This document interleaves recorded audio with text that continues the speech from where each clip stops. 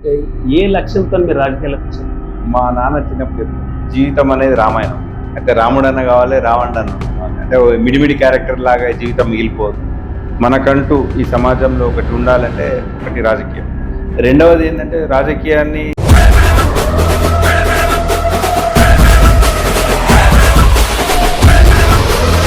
2004 ఎన్నికల్లో బాలసాయిరాం Siddipet assembly ticket కోసం తీవ్రంగా ప్రయత్నం చేసి ఢిల్లీకి కూడా పోయింది. ఇప్పటికే కేసీఆర్ మేనల్లుడు హరీష్ రావు ఇస్తాడు, వస్తాడు, ఇక్కడికి ఆయన టికెట్ ఇస్తారు అన్న ప్రచారం కూడా జోరుగా ఉంది. అయినప్పటికీ కూడా మీరు ఢిల్లీకి వెళ్ళి బాగా ప్రయత్నం చేశారు, ఇక్కడ కూడా మీకు సపోర్ట్ చేసే వాళ్ళు చేశారు. ఎందుకని మీరు టికెట్ ఎందుకు గెలుచుకొచ్చింది అప్పుడు? అంటే బెట్టుకుంటేనే మనకున్న ఆశయాన్ని, ఆకాంక్షను మా పార్టీ అధినేత వెలుగుచ్చినాం.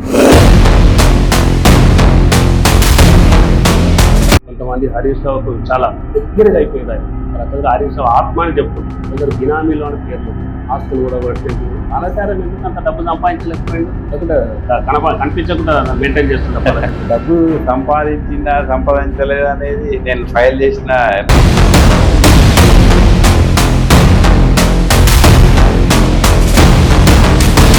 ఇప్పుడున్న అవకాశాలే కావచ్చు, కేపబిలిటీ అది ఏంటి ఆ కేపబిలిటీ? ప్రజలు వస్తారండి. ఇప్పుడు నువ్వు కుర్చీ మీద కూర్చుంటే 10 మంది దరఖాస్తులు వస్తే నువ్వు ఎంతమంది 6 దరఖాస్తులను ఎంత కాలంలో పనిచేయగలుగుతావు? నీకున్న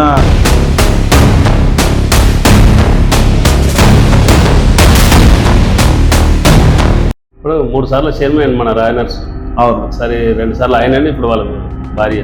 ఆయనకు అవన్నీ సామర్థ్యాలు చూసి ఇచ్చినట్టు నేనేమంటున్నా అంటే ఎస్,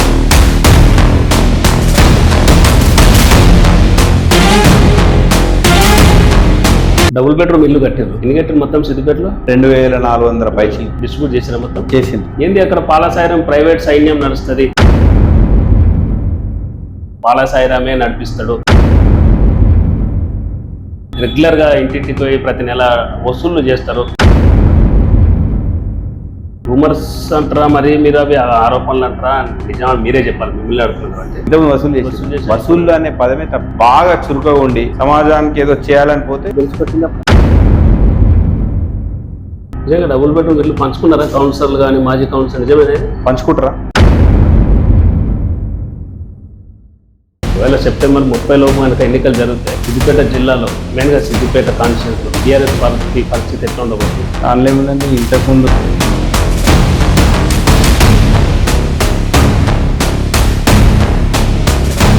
మార్కెట్ కమిటీ చైర్మన్ కూడా పనిచేసింది. మీరు కోరుకుంటే వచ్చిందా పదవి, లేకుంటే ఏదో ఒక పదవితో మిమ్మల్ని అకామిడేట్ చేయాలని అట్లా ఏమన్నా? ఎగిరేటి ఆశ లేని పిట్ట, పదవి అంటే ఆశ లేని రాజకీయ నాయకుడు ఉండడు. ఎట్లా వచ్చిందంటే నేను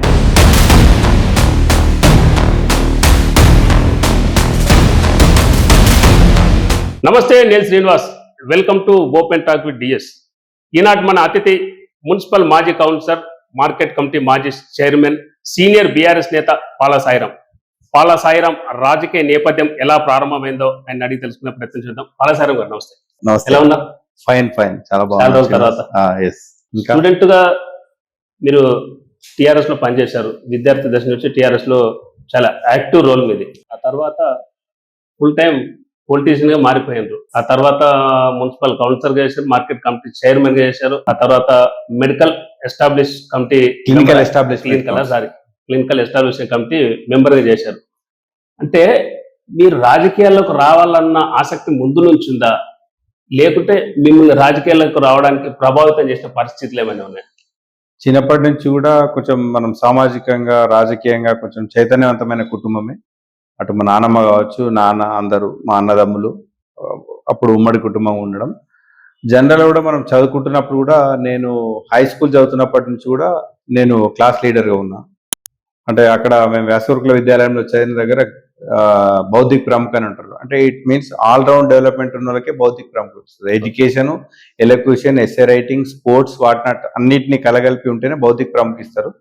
అట్లా హై స్కూల్, ఇక్కడ డిగ్రీలో ఇక్కడ గవర్నమెంట్ డిగ్రీ కాలేజ్ నుంచి కూడా నేను విద్యార్థి నాయకునిగానే ఈ సమాజానికి పరిచయమైన కాబట్టి సహజంగానే అప్పుడున్న పరిస్థితులు, సమాజంలో నెలకొని ఉన్న పరిస్థితులు, ఆకలింపు చేసుకోవడం, నలుగురు కోసం మనం ఏదో చేయాలనేది, సామాజిక పరమైన బాధ్యత, చైతన్యం, అన్నింటికి మించి కొంత సమాజంలో మనకంటూ ఒక గుర్తింపు ఉండాలన్న ఆ భావన, ఇవన్నీ కలగలిపి మా కుటుంబ నేపథ్యం, సామాజిక పరిస్థితులు, నాకు ఇన్హరెంట్ గా కూడా సమాజంలో గుర్తింపు పొందాలన్న ఆ ఉద్దేశం, ఇవన్నీ కలగలిపి నేను రాజకీయాల్లోకి వచ్చాను. ముందు నుంచి మీ కుటుంబానికి ఇటు మాజీ మంత్రి మదన్ మోహన్ గారు కావచ్చు, ఇటు ముత్తం రెడ్డి గారు కావచ్చు, చెరుకు ముత్తం రెడ్డి వాళ్ళ కుటుంబాలతోని వాళ్ళతో సన్నిహిత సంబంధాలు ఉన్నాయి. ఎస్ ఎస్ మీ నాన్నగారు కూడా ఉద్యోగి అయినప్పటికీ కూడా వాళ్ళతో సన్నిహిత సంబంధాలు కలిగి ఉండడం, తరచూ మీ ఇంటికి రావడం, అవును, అటువంటివి కూడా మీ మీద ప్రభావం ఎగ్జాక్ట్లీ నేను అదే అంటున్నా. మా కుటుంబ నేపథ్యంలో అప్పటి నుంచి కూడా అప్పుడు ప్రాతినిధ్యం వహించిన మదన్ మోహన్ గారు, కేసీఆర్ గారు, చెరుకు ముత్యం రెడ్డి గారు, అదే రకంగా ఇప్పుడు ప్రస్తుతం ప్రాతినిధ్యం వహిస్తున్న హరీష్ అన్న గారు, ఇట్లా మా కుటుంబంకు చాలా సంబంధాలు, సాన్నిహిత్యం ఉండడం వల్ల సహజంగానే ఆ ప్రభావం మళ్ళీ మనకు ఇన్హరెంట్ గా సమాజంలో గుర్తింపు పొందాలన్న ఉద్దేశం ఇవన్నీ కలగలిపి రాజకీయాల్లో రావడానికి తోడైంది. ఇంకోటి ఏంటంటే గవర్నమెంట్ డిగ్రీ కాలేజీలో నేను విద్యార్థిగా ఉన్నప్పుడు ఎంతసేపు పార్టీకి సంబంధించిన గుర్తింపు సంఘాలే ఉండాలన్నా, ఒక స్వచ్ఛందంగా ఒక ప్రత్యేకంగా సిద్దిపేటకు సంబంధించిన ఒక విద్యార్థి సంఘం ఎందుకు ఉండకూడదని చెప్పి నేను ఒక సిద్దిపేట స్టూడెంట్స్ కౌన్సిల్ అనే స్టూడెంట్స్ కౌన్సిల్ నేనే ఎస్టాబ్లిష్ చేసిన ఎస్ఎస్సి 1995 లో. నేను when I was in graduation మన సిద్దిపేట గవర్నమెంట్ డిగ్రీ కాలేజ్లో I have founded Siddipet students council. దానికి ఒక స్లోగన్ కూడా ఉంది, we never down in friendship. మీకు తెలుసు, మీరు అప్పుడు మేము ఫైనల్ ఇయర్ అన్నప్పుడు మీరు ఫస్ట్ ఇయర్, నేను కూడా పార్ట్ అండ్ పార్సల్ ఆఫ్. అవునవును, ఇప్పుడు ఉంది లేదు కదా అది? లేదు, ఎస్ఎస్సి తెలంగాణ ఉద్యమం తర్వాత టిఎస్సిగా రూపాంతరం చెంది టిఆర్ఎస్వి ఎప్పుడైతే మనకు టిఆర్ఎస్ నేతృత్వంలో ఆవిర్భవించిందో అప్పుడు దాంట్లోనే మర్చి చేసింది. ఏ లక్ష్యంతో మీరు రాజకీయాలకు వచ్చారు? రాజకీయాల్లో ఏ లక్ష్యం అంటే, ఇప్పుడు మా నాన్న చిన్నప్పుడు చెప్తుండే జీవితం అనేది రామాయణం, అయితే రాముడు అన్న కావాలి, రావణుడు అన్న కావాలి, అంటే మిడిమిడి క్యారెక్టర్ లాగా జీవితం మిగిలిపోవద్దు. మనకంటూ ఈ సమాజంలో ఒకటి ఉండాలంటే ఒకటి రాజకీయం. రెండవది ఏంటంటే, రాజకీయాన్ని చాలా మంది ఎడ్యుకేషన్ చేస్తున్నప్పుడు ఒక ఏహ్యభావం ఉంటుంది, రాజకీయాలు ఏదో సమాజానికి పనికిరాని. అది తప్పు. సమాజంలో ఉన్న అన్ని ప్రభుత్వ శాఖలను, ప్రజలను, అన్ని వర్గాల, సమాజంలో ఉన్న అన్ని కోణాల ప్రజలను, అన్ని వర్గాల ప్రజలను మనం ఇంపాక్ట్ చేయాలంటే, ప్రభావితం చేయాలంటే రాజకీయం అనే రంగం చాలా పదునైన, విలువైన ఆయుధం. దాంట్లో వచ్చిన తర్వాత నువ్వు ఎట్లా పర్ఫామ్ చేస్తావు అనేది నీకున్న సామర్థ్యం, అవకాశాలు, నువ్వు ఎంచుకున్న మార్గం. ఇప్పుడు మనం గుడిలోకి వెళ్తామండి, గుడిలోకి వెళ్తే అందరి లక్ష్యం ఒకేలాగా ఉండదు. ఇప్పుడు ప్రసాదం ఆశకు పోవచ్చు, ఇప్పుడు చెప్పులు ఎత్తుకెచ్చడానికి పోతాడు, ఇప్పుడు నిజంగా భగవంతుని చూడడానికి పోతాడు. అట్లా ఈ ఎంచుకున్న నీ మార్గంలో నీ లక్ష్యం, నీ స్పెసిఫికేషన్ ఏందని ఉండదు. ఏది చేసినా రాజకీయ రంగంలో ప్రతి చిన్న పని, పెద్ద పని మనం ఒక లక్ష్యంతో మొదలుపెట్టి దాంట్లో ఎన్ని అడుగులు వేసినాం, పోతున్న మార్గం ఏది, అయితే మనము ఒక డెసిషన్ తీసుకుంటే రాజకీయాల్లో దానివల్ల ఎంతమంది ప్రజలకు మేలు కలిగింది అనే విషయంలో మనం ఎంత సక్సెస్ అయినాం అనేది డిపెండ్ అయి ఉంటుంది. In that regard I'm happy. ఈ 25 ఏళ్ల రాజకీయ జీవితంలో మీకు సంతృప్తినిచ్చిన అంశాలు ఏమైనా ఉన్నాయా? సంతృప్తినిచ్చిన అంశాలు అంటే, ఇప్పుడు విద్యార్థి రాజకీయంలో అప్పుడు సిద్దిపేట స్టూడెంట్స్ కౌన్సిల్ అనే ఒక ఏ పార్టీకి అనుబంధం లేని స్వచ్ఛందమైన ఇండిపెండెంట్ ఆర్గనైజేషన్ ను నేను 1995లోనే ఎస్టాబ్లిష్ చేయగలిగిన, అదొక పెద్ద సంతృప్తినిచ్చే విషయం. రెండవది, అప్పుడు చాలా మంది ఏంటంటే ఏదైనా పార్టీ పిలుపులు ఇస్తే దానికి సంబంధించిన అంశాలే ఎజెండాగా ఉండేది. కానీ సిద్దిపేట గవర్నమెంట్ డిగ్రీ కాలేజీలో ఆ కాలేజ్ విద్యార్థులకు ఏం కావాలనే విషయాల మీదే ప్రధానంగా డిమాండ్స్. ఇది మేము అప్పుడు లైబ్రరీలో 2 బుక్స్ ఇస్తుంటాం, 5 బుక్స్ ఇవ్వాలి, ఇది అన్ని ఆప్షనల్స్ ప్లస్ లాంగ్వేజ్ కలిపి ఇవ్వాలనేది మా డిమాండ్ నెరవేరింది. 2, ఈ కాలేజ్ ఐడెంటిటీ కార్డు ఉన్న విద్యార్థులకు సిద్దిపేట పట్టణంలో అప్పుడు బ్యాచిలర్ రూమ్స్ కిరాయి ఉంటుండే, ప్రతి రేషన్ షాప్ లో ప్రతి నెల 2 లీటర్ల కిరోసిన్ ఇవ్వాలి, అదొక డిమాండ్ నెరవేరింది. చిన్న విషయం, but it impacted a lot. అప్పుడు విద్యార్థులు ఎవరైతే బ్యాచిలర్ రూమ్లలో అది. ఇంకోటి, మనము మన కాలేజీకి కన్ఫైన్ అయ్యి పోలీసులు రాకపోవడము, కాలేజ్ డెవలప్మెంట్ కమిటీని బాగా బలోపేతం చేసి ఇంకా కాలేజీలో ఇంకేమేమి ఉన్నాయో భవన నిర్మాణాలకు సంబంధించి కావచ్చు, ఇంకా ఇన్ఫ్రాస్ట్రక్చర్ను డెవలప్ చేయడంలో కూడా మేము విశేషంగా కృషి చేసినాం. అది అట్లా హ్యాపీనిచ్చింది. కౌన్సిలర్గా నేను 2005లో మొట్టమొదటిసారి కౌన్సిలర్గా పోటీ చేసిన. మా కంచర్ బజార్ ప్రజల ఆశీర్వాదం, అటు కేసీఆర్, హరీష్ రావు గారు, మా మొత్తం కుటుంబ సభ్యులు అందరి దీవెనతో నేను మొట్టమొదటిసారి కౌన్సిలర్ గెలిచాను. కౌన్సిలర్ కూడా చాలా హ్యాపీ ఉంది. నేను I can proudly say that I'm councillor Kanchar Bazar. నేను ఎంత గర్వంగా చెప్తున్నానో అక్కడ అంత బాగా నేను 2005 నుంచి 10 సమయంలో కంచర్ బజార్లో కౌన్సిలర్గా పనిచేసినప్పుడు అక్కడ చాలా గరీబులు అంటే అన్ని వర్గాల ప్రజలు, కంచర్ వాళ్ళు, ముదిరాజులు, మెజారిటీ గౌడ్స్, కంచర్ ఆ వీధిని కంచర్ బజార్ అంటారు. అన్ని వర్గాల ప్రజలు, ముస్లిమ్స్ ఉన్నారు. వాళ్ళలో అంటే వీలైనంత వరకు చదువు పట్ల ఒక కొత్త తరహా ఆలోచన రేకెత్తించడం. అక్కడ ఎక్కువ మందిని చదువుకోవడం కోసం మినిమం 10th పాస్ చేయాలని బాగా పాటుపడ్డా. ఒకటి అక్కడ నల్ల నీళ్లకు అసలు చాలా ఇబ్బంది ఉండే. లక్కీ ఏంటంటే ఇక నేను ఒక 24 hours వాళ్ళకి నీళ్ళు అంటే ఇక ఇబ్బంది లేదు అనేటట్టుగా ఒక 3 చోట్ల ఒక పబ్లిక్ ట్యాప్స్ పెట్టిన. ఏరియా అప్పటికి స్కేర్ సిటీ అది. ఆ స్కేర్ సిటీ చాలా స్కేర్ సిటీ. నేను కౌన్సిలర్ అయిన కొత్తలో 2005లో అసలు పెద్ద హార్డిల్ ఆ గల్లీకి నీళ్లు తీసుకురావడం. ఓకే. నీళ్లు ఏమైందంటే ఎత్తైన ప్రాంతానికి ఎక్కాలి. చిన్న విషయం నీరు పళ్ళ మెరుగు అనే దాంతోని అప్పుడు ఒక ఆయన నబీ అని ఒక మున్సిపల్ వాటర్ వర్క్స్ లో పనిచేస్తున్నాడు. నిజంగా ఆయన సలహా ఇంజనీర్ల కంటే ఎక్కువ ఉపయోగపడ్డది. ఆయన సలహా సూచనతోని మా ప్రజల అవసరాలు ఎంత బ్యూటిఫుల్ గా అంటే 3 చోట్ల నేను పబ్లిక్ నల్లాలు పెట్టిన. అవి 24 hours నీళ్ళు వస్తాయి. ఆ మెకానిజం చేసినాం. ఇప్పటికి కూడా అది సాయిరాం నల్లా అంటారు. అది నాకు పెద్ద గర్వాన్ని, సంతృప్తినిచ్చేది. అది కౌన్సిలర్ గా అక్కడ ఒకటి అట్లాంటి వీధిలో ఒక గ్రంథాలయం అని ఏర్పాటు చేసినాం. చాలా ప్రజాప్రతినిధులు ఉంటే వాళ్ళ ఏరియాలో ఒక ఆఫీస్ పెట్టుకొని హోర్డింగ్స్ ఉంటుంది. నేను ఇన్స్టెడ్ ఆఫ్ దట్ అక్కడ తెలంగాణ గ్రంథాలయం అని పెట్టి అప్పుడు ఉద్యమం జరుగుతున్న రోజులలో ఒక 4 దినపత్రికలు, తెలంగాణకు సంబంధించిన కొన్ని పుస్తకాలు ప్లస్ ఆఫీస్ అంటే ఓ పెన్షన్ కావాలి అక్కడికే వస్తుంటుంది, ఓ దరఖాస్తు తీయాలి ఆడికే వస్తుంటుంది. ఇట్లా ప్రజలకు కలవడానికి ఒక వేదిక ప్లస్ అక్కడి పిల్లలు చదువుకోవడానికి కూడా ఒక వేదికగా తెలంగాణ గ్రంథాలయం ఏర్పాటు చేసిన నాకు చాలా హ్యాపీగా ఉంది.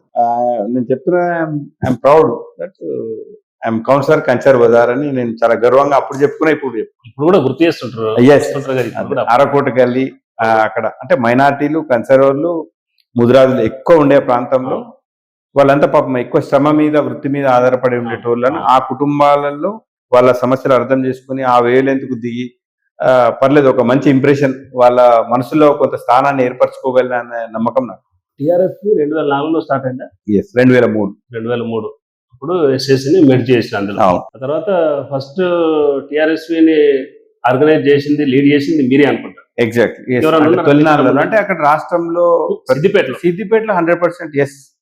అన్ని కాలేజ్ అప్పుడే ఉద్యమం ప్రారంభం కావడం నేను అప్పుడు ప్లాట్ఫామ్ మీద తీసుకొచ్చి టిఆర్ఎస్ బాగా డెవలప్ చేసినప్పుడు. అవును. 2004 ఉప ఎన్నికల్లో మంత్రిగా వచ్చారు హరీష్ రావు గారు. అవును. అప్పుడు కూడా ఆయన అన్ని ఖాళీలకు తీసుకుపోయి అన్ని చోట్ల సమావేశాలు పెట్టి కూడా విద్యార్థిని లోకాన్ని ఆయన పరిచయం చేయడంలో కానీ ఇదే కీలక పాత్ర. అవును. అప్పుడు ఉన్నాం. సహజంగానే హరీష్ రావు గారు అప్పటికే రాష్ట్ర ప్రచార కార్యదర్శిగా రాష్ట్రమంతా యువకులు, విద్యార్థులకు తెలుసు. కానీ మోర్ పర్టికులర్లీ ఇక్కడ ఉప ఎన్నికలకు సంబంధించి మాత్రం యువతను, విద్యార్థిని ఆ సెక్షన్ ను మా హరీష్ రావు గారు వెంట నడిపించడానికి మాత్రం నేను కీలక పాత్ర. I did my best. 2004 ఎన్నికల్లో పాలసాయిరాం సిద్దిపేట అసెంబ్లీ టికెట్ కోసం తీవ్రంగా ప్రయత్నం చేసి ఢిల్లీకి కూడా పోయింది. అప్పటికే కేసీఆర్ మేనల్లుడు, హరీష్ రావు వస్తాడు ఇక్కడికి, ఆయన టికెట్ ఇస్తారు అన్న ప్రచారం కూడా జోరుగా ఉన్నది. అయినప్పటికీ కూడా మీరు ఢిల్లీకి వెళ్ళి బాగా ప్రయత్నం చేశారు. ఇక్కడ కూడా మీకు సపోర్ట్ చేసే వాళ్ళు చేశారు. ఎందుకని మీరు టికెట్ ఎందుకు బెడిచికొట్టింది అప్పుడు అట్లా? అంటే బెడిచికొట్టడమేంది, మనకున్న ఆశయాన్ని, ఆకాంక్షను మా పార్టీ అధినేత ముందు వెలుగుచ్చినాం. పార్టీ ఒక నిర్ణయం తీసుకుంది, దాని ప్రకారం ముందుకెళ్ళాం. అంతే. ఇప్పటి వరకు కంఫర్టబుల్ గానే కొనసాగుతున్నాం. నా విషయాన్ని గుర్తు చేస్తాడు హరీష్ రావు కాదని నాకు పోటీగా టికెట్ నేను అట్లా అనుకోను. ఇప్పుడు రాష్ట్రంలో నేను అనుకోవడం ఒక ముఖ్యమంత్రి తర్వాత రేపు కాబోయే ముఖ్యమంత్రుల జాబితాలు అంటే మా పార్టీకి సంబంధించి కేసీఆర్ తర్వాత అత్యంత ప్రజాదరణ కలిగిన వ్యక్తి. అట్లాంటి తెలంగాణ ప్రజలు కూడా అందరూ ఊహించుకునేది అనుకునేది. ఎగ్జాక్ట్లీ. కేసీఆర్ తర్వాత ముఖ్యమంత్రి ఆ స్థాయి వ్యక్తికి ఇప్పుడు మనం కంపేర్ చేసుకుంటే ఇప్పుడు ఆ స్థాయి అనుకుంటున్నాం. 2004 ఆ స్థాయి ఆయనకి లేదు కదా, అప్పుడు అనుకోలేదు ఎవరు, ఆయన కూడా అనుకోలేదు కదా. విశేషంగా కష్టపడడం ద్వారా వచ్చిండ్రు. అయితే ఇప్పుడు ఇక ప్రతి ఉద్యమం తొలినాళ్ళ నుంచి ఉన్న అన్ని రోజులు ఏ ఉద్యమకారుడు మర్చిపోడు. సహజంగా హరీష్ రావు గారు కూడా అందుకనే ఆ గౌరవంతోనే ఇప్పటి వరకు సంబంధం కొనసాగడం కావచ్చు. మన పట్ల అంత మంచి గౌరవం, ప్రేమ ఉండడానికి మాత్రం అప్పటి 2004 నుంచి కలిసి కొనసాగుతున్న ఆ అనుబంధమే ఇప్పటిదాకా కొనసాగుతుందని నా అభిప్రాయం. ఎమ్మెల్యే టికెట్ ఆశించి మున్సిపల్ కౌన్సిలర్ గా పోటీ చేసి గెలవడం అనేది అంటే ఎట్లా అనిపించింది మీకు? నేను నా లక్ష్యం ఏదని ఆశించింది ఏంది నేను? ఇక్కడ లక్ష్యం నేను ఫలానా మీరు ఈ ఫలానా లక్ష్యం అన్నారు. ఉద్యమ కాలంలో నేను అప్పుడు చురుకైన విద్యార్థి విభాగానికి సంబంధించిన నాయకుడిని, యూత్ నాయకుడిని, అప్పుడు యువజన విద్యార్థులను ఆర్జిస్తున్నాం. అప్పుడు ఉప ఎన్నికలు వచ్చినప్పుడు కేసీఆర్ లాంటి పెద్ద మనిషి అంటే తెలంగాణ రాష్ట్ర ఏర్పాటు రీత్యానే వారు ఢిల్లీకి వెళ్ళారు. ఆ క్రమంలో నేను చురుకైన కార్యకర్తగా ఇక్కడి ఒక యువ నాయకుడిగా నాకు పోటీ చేయాలన్న ఆసక్తిని మా అధినేత ముందట వ్యక్తపరిచిన. అందులో తప్పేం లేదు కదా. What is wrong? అంటే తర్వాత ఎవరన్నా అడిగిరా ఏమంటే నువ్వు ఇంకా నీకు వయసు ఉన్నది, భవిష్యత్తు ఉన్నది, అట్లనే పార్టీ విల్ డిసైడ్. ఇప్పుడు మనం వెళ్ళి పెద్ద సార్ అప్పుడు మనం మన ఇంట్రెస్ట్ వ్యక్తపరిచి పరిశీలిస్తామన్నారు, పరిశీలించి ఉండవచ్చు. లేటర్ ఒక పార్టీ ఒక డెసిషన్ తీసుకుంది, అదే లైన్లో ఇప్పటికీ హ్యాపీగా కొనసాగుతున్నాం. చాలా మంది పాలా సాయిరాంతో విద్యార్థి విభాగంలో పనిచేసి పాలా సాయిరాం తీసుకొచ్చిన వాళ్ళంతా లీడర్లు ఎదిగింది. ఈరోజు మీ బీఆర్ఎస్ లో ఉన్నారు. కొంతమంది హరీష్ రావుకు చాలా దగ్గరగా అయిపోయింది. ఆయన ఒక రకంగా హరీష్ రావు ఆత్మ అని చెప్పుకుంటారు. కొందరు బినామీలో అనే పేర్లు ఉంటాయి. ఆస్తులు కూడా పట్టిండు. ఆత్మ కరెక్ట్ గానీ బినామీలు అంటే డబ్బులు బాగా సంపాదించి బినామీలు మరి పాలసారం ఎందుకు అంత డబ్బు సంపాదించలేకపోయిండు? లేకుంటే కనిపించకుండా మెయింటైన్ చేస్తుండ పాలసారం? డబ్బు సంపాదించలేదా అనేది నేను ఫైల్ చేసిన ఇప్పుడు ఏమంటారు ఆస్తి పన్ను లెక్కలో, లేకుంటే నాకు ఉండేటి నేను సహజంగా మాకు చిన్నప్పటి నుంచి ఉండే కంఫర్టబుల్ గానే ఉన్నాం కదా. బాగా ఎక్కువలేం తక్కువలేం, ఎగువ మధ్య తరగతి కుటుంబంలోనూ అట్లానే కొనసాగుతున్నాం. ఇంకోటి రాజకీయాలకు వస్తే డబ్బు సంపాదించడమే మన ప్రధానమైన ధ్యేయం కాకూడదు. ఇప్పుడు మనం గుడికి పోయినప్పుడు ఆ టైంలో ప్రసాదం దొరికితే ఓకే, కానీ ప్రసాదం టైంకి మనం గుడికోం కదా. ఇది అట్లాంటిదే. రాజకీయాల్లో కొనసాగుతున్నప్పుడు అఫ్ కోర్స్ డబ్బు అనేది 10 ఏళ్ళు అధికారంలో ఉన్నారు, 10 ఏళ్ళు మీరు అదే గుడిలో ఉన్నారు కాబట్టి మీకెంత ప్రసాదం దొరికింది, మీరెంత సంపాదించారు? లేకుంటే మీరు దానికి దూరం ఉన్నారా? మరి వాళ్ళేమో అంగు ఆర్భాటాలు ఎక్కువ కనిపిస్తుంది. ఈ ఒక్కొక్కరిది ఇప్పుడు ఈ వ్యవస్థలో సమాజంలో ఒక్కొక్కరి అభిప్రాయాలు ఒక సమాజం పట్ల వారు చూసే ధోరణి కోణాన్ని బట్టి ఉంటుంది. It is nothing wrong. ఇప్పుడు సమకాలీన రాజకీయాలలో డబ్బు చాలా ప్రధానమైనది, కానీ మనకు కావాల్సినంత ఉంది. బాగా ఎక్కువ లేదు తక్కువ లేదు, బాగా ఎక్కువ లేదు తక్కువ లేదు, కావాల్సినంత ఉన్నది. Happy when I'm happy. What's the problem? అంతే, సంతోషం. అంతే అంతే. ఇప్పుడు సమకాలీన రాజకీయాల్లో మీరు చెప్పిన విషయం ఏంటంటే సమకాలీన రాజకీయాల్లో డబ్బు చాలా ఇంపార్టెంట్ రోల్ ప్లే చేస్తుంది. Yes, I agree. కానీ దాంతోపాటు మన నడవడి, మనకు సమాజం మీద, రాజకీయాల పట్ల, ప్రస్తుతం జరుగుతున్న సమస్యల పట్ల మన అవగాహన, ఇవన్నీ కూడా అభ్యర్థుల సామర్థ్యాలు. జనరల్గా కొన్ని అవకాశాలు ఎట్లొస్తాయంటే ఆ ఫలానా వ్యక్తి యొక్క విధేయత, సమర్థత, ప్రజలతో సంబంధాలు, ఆర్థికపరమైన స్థితిగతులు, ఇవన్నీ కూడా కీలకమైన అంశాలే. అదొక్కటే కాదు. ఇప్పుడు మనం చదువుకున్నప్పుడు మేమోలో 6 సబ్జెక్టులు ఉన్నట్టు నువ్వు ఒక్క సబ్జెక్టే అడుగుతున్నావు, మిగతా 5 సబ్జెక్టులు కూడా ఇంపార్టెంట్ అని నేను అనుకుంటున్నా. నేను what I believe. Harish Rao చాలా మంది బినామీలు సిద్దిపేట. నేను ఐ డోంట్ బిలీవ్. బినామీలు ఎందుకండి? ఆయన కుటుంబం లేదా? ఆయన కుటుంబం ఉంది కదా. వాటి కుటుంబ సభ్యులు ఎన్ని ఆస్తులు? నేనేమంటా, బినామీల అవసరం ఎందుకు వచ్చే? అది మీరు ఏమన్నా ప్రచారం అన్నారు కదా, అది కేవలం ప్రచారం. I don't believe. అందుకే అడుగుతున్నాం మేము కూడా. మీరు క్వశ్చన్ అడిగేటప్పుడే అంత నమ్మకంగా లేదు. వినబడ్డది రూమర్ అనే మీరు అంటారు. రూమర్. ఇప్పుడు జనరల్ గా ప్రజల్లో, ప్రజాబాహుల్యంలో ఆదరణ పొందిన వ్యక్తుల పట్ల అర్ధసత్యాలు, అసత్యాలు సహజంగానే అవి ప్రచారంలో ఉంటాయి. లేకుంటే ఇప్పుడు ఫలానా వ్యక్తి గురించి మాట్లాడితేనే వార్త అవుతుంది కాబట్టి కూడా కొంతమంది మాట్లాడతారు. So I don't believe.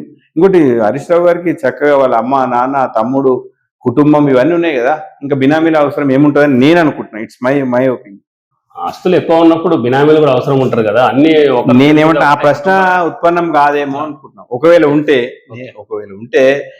మీకు అట్లాంటి ఏమైనా నిర్దిష్ట సమాచారం ఉంటే ప్రజాబాహుల్యంలో మీరు ఎక్కడైనా క్వశ్చన్ చేయొచ్చు కదా. నిర్దిష్ట సమాచారం ఉంటే సమాచారం ఉందని అడుగుతాం కదా. కాబట్టి అంటిల్ అంటే ఇది ప్రచారం. సహజంగానే ఇప్పుడు సిద్దిపేటలో కావచ్చు, తెలంగాణ రాష్ట్రంలో ఒక మంచి ప్రజాదరణ కలిగిన నేత కాబట్టి సహజంగానే ప్రాచుర్యము, ప్రాబల్యం ఉన్న నేతల పట్ల ఇట్లాంటి అసత్య ప్రచారాలు, అర్ధసత్య ప్రచారాలు కూడా జరుగుతాయి. అదంతా ఇక సమాజంలో ఇది కామన్. మనం పెద్ద పట్టించుకోవాల్సిన అవసరం లేదని నా భావన. ఫ్యాషన్ డిజైనర్ కదా మీరు? Fashion designing course national institute of fashion టెక్నాలజీలో నిఫ్ట్ లో ఫ్యాషన్ డిజైన్ కోర్స్ చేసిన. ఎప్పుడైనా అనిపించిందా నేను చదువుకున్నది ఏంది, వచ్చిన నా ఏ రంగాన్ని ఎంచుకున్నాము, ఇటువైపు ఎందుకు రావాల్సి అట్లా 100% ఐ డ్రీమ్ దిస్, రాజకీయాల్లోకి రావాలని అనుకున్నా. నన్ను ఇప్పుడు తీసుకొని పోయి అట్లా కలెక్టర్ల కుర్చీలో కూర్చుని నాకు తృప్తి ఉండదు.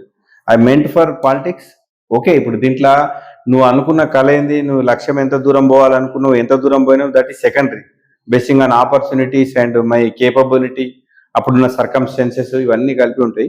బట్ నేను ఏదో గాలివాటంగా రాలే. నేను విద్యార్థి నాయకుని ఉన్నప్పుడే సమాజంలో నా పాత్ర ఏంది, నాకంటూ గుర్తింపు ఉండాలన్న ఒక బలమైన కాంక్షతో వచ్చిన. కాబట్టి నేను రాజకీయాల్లో ఉన్నందుకు నేను చాలా హ్యాపీగా ఫీల్ అవుతున్నాను. నువ్వు ఎంత పని చేసినావు ఎంత అంటే it depends. That has to be judge by public and society. ఎప్పుడు ఆ ఫీలింగ్ ఏం లేదు. నేను ఇటు నౌకరు పోతే బాగుండని ఏం లేదు. నేను ఈ రాజకీయాల్లోకి రావాలన్న ఒక స్పష్టమైన లక్ష్యంతోనే వచ్చిన. రాజకీయాల్లో ఉన్న హ్యాపీ ఏందండి, ఒక అంత పెద్ద ఉవ్వెత్తిన ఎగిసిన ఉద్యమంలో ఈ సిద్దిపేట ప్రాంతంలో చాలా మంచి ఫ్రంట్ లైన్లో అటు కేసీఆర్ హరీష్ రావు గారితో కలిసి పాల్గొన్న సంతృప్తి ఉంది. అండ్ మోర్ ఓవర్ ఆ లక్ష్యం చేరుకున్న లక్ష్యం. జనరల్ కళలు కనటం వేరు, ఇది సాధింపబడిన లక్ష్యం, నెరవేరిన సాధింపబడిన లక్ష్యం. ఇది 6 దశాబ్దాల ఈ నేల కళ నెరవేరింది కదా, ఆ విషయంలో సక్సెస్ఫుల్. ఇప్పుడు మనం రాజకీయాలకు ఉద్యమంలో రావడానికి టీఆర్ఎస్ లో పనిచేసినందుకు 2001 నుంచి 14 వరకు అంత హ్యాపీగా పార్టిసిపేట్ చేసి ఈ విజయవంతమైన ఘట్టంలో మనం కూడా భాగస్వామ్యం. ఐఎమ్ ప్రౌడ్, హ్యాపీగా ఉంది. నెక్స్ట్ ఏంటి, మున్సిపల్ చైర్మన్ మీ టార్గెట్? అట్లెందుకు అనుకుంటారు? నేను ఇంతకుముందు కూడా మీకు చెప్పిన, అప్పుడున్న వాతావరణం, ఆ అభ్యర్థి యొక్క సామర్థ్యం, అప్పుడున్న పార్టీ పరిస్థితులు, ప్రజలు ఆలోచిస్తున్న వైపు ఉంటాయి. కానీ మనం ఇప్పుడు జనరల్ 10th అయిపోగానే ఇంటర్ అయిపోగానే డిగ్రీ బీటెక్ అయిపోగానే నేను పలానా అమెరికా పోతా అన్నట్టు నిర్దిష్టమైన ఎవరికైనా ఒక లేదు. నేనేమనుకుంటా, నా టార్గెట్ ఏమన్నా ఒక గోల్ ఉంటుంది ఎవరికైనా. నేనేమనుకుంటున్నా అంటే ఈ ప్రజాస్వామ్య వ్యవస్థలో ఎంత వీలైతే అంత అత్యున్నతమైన ఈ రాజకీయ నేపథ్యం కలిగిన పదవిని చేపట్టాలనేది నాకున్న అవకాశాలు, నాకున్న సామర్థ్యాన్ని బట్టి, నాకున్న ఎడ్యుకేషను, లేకుంటే నా సోషల్ స్టేటస్, నా కుటుంబం, నేను అటు పార్టీలో కావచ్చు, ప్రజల్లో మెరిగిన తీరు, సంఘంలో పార్టీ పట్ల నాకున్న లక్ష్యాల పట్ల నిబద్ధత, లేకుంటే నాకు పార్టీ పట్ల, నా అధినేత పట్ల, నేను నడిచే నాయకుని పట్ల నాకున్న విధేయత, ఇవన్నీ కలగలుపుగా నాకు ఏ అవకాశం వస్తే నేను దాంట్లో ఫిట్ అయిపోతా. ఇట్ ఈస్ నాట్ దట్ అంటే ఇదే అని ఏం లేదు. ఇంకోటి అది కరెక్ట్ కాదేమో అని నేను అనుకుంటున్నా. ఒక పర్సన్ ఫలానా పోస్ట్ అని అనుకోవచ్చు, రిజర్వేషన్స్ తప్పలేదు కదా. నేనేమంటున్నా, ఇంకా నేనేమంటున్నా, why not above municipal chairperson, MLA అట్లా ఎందుకు అనుకుంటారు? కార్పొరేషన్ చైర్మన్లు ఉన్నాయి, ఎమ్మెల్సీలు ఉన్నాయి, రాజ్యసభ మెంబర్ ఉన్నది, భారతదేశ రాష్ట్రపతి వరకు కలగనడంలో తప్పేముంది? ఇఫ్ ఎట్ ఆల్ అంటే అప్పుడున్న అవకాశాలు, మన సామర్థ్యం అవన్నీ కలిపి సహజంగానే నేను పట్టణంలో పుట్టి పెరిగిన కాబట్టి మీరు ఆ క్వశ్చన్ అడగడానికి అవకాశం ఉంది. Yes, party will look after it. అదొకటి 25 ఏళ్ళ నుంచి పార్టీలో పనిచేస్తున్నారు. చాలా మంది పార్టీ మారి మళ్ళీ వచ్చిన వాళ్ళు ఉన్నారు. పార్టీకి ఇంటర్నల్ గా ఒక రకంగా బయటకు వచ్చినాక వ్యతిరేకంగా అటువంటి వాళ్ళు కూడా చాలా మంది ఉన్నారు. అటువంటి వాళ్ళు కూడా ఆదరించారు, పదవులు వచ్చిన అటువంటి వాళ్ళు కూడా ఇప్పుడు ఉన్నారు పార్టీలో, కాదని కాదు. అట్లా అని నెక్స్ట్ అట్లా నేను ఈ పర్టికులర్ సెక్టార్ ఏమని నేను వెళ్ళట్లేను. సహజంగానే రోజువారి ప్రయాణం, నేను అధికారంలో ఉన్నప్పుడు ఎంత హుందాగా, ఎంత బాధ్యతతోనే ఇది మా పార్టీ అనుకున్నాం, ప్రతిపక్షంలో ఉండగా ఇంకెక్కువ స్కోప్ దొరికింది పనిచేయడానికన్నా ఉత్సాహంతో ఇప్పుడు జస్ట్ పని చేసుకుంటూ పోతున్నాం అంతే. ఆ పోయే క్రమంలో ఆపర్చునిటీ, అప్పుడున్న రాజకీయపరమైన అవకాశాలు బట్టి ఏది ఎట్లా పార్టీ డిసైడ్ చేస్తే విల్ మూవ్ అకార్డింగ్లీ. ఇప్పుడు ఇందాక మీరు చెప్పిండ్రు మున్సిపల్ చైర్మన్ నెక్స్ట్ మీ టార్గెట్ అంటే అప్పుడున్న అవకాశాలే కావచ్చు, కేపబిలిటీగా ఉంటారు. అది ఏంటి ఆ కేపబిలిటీ?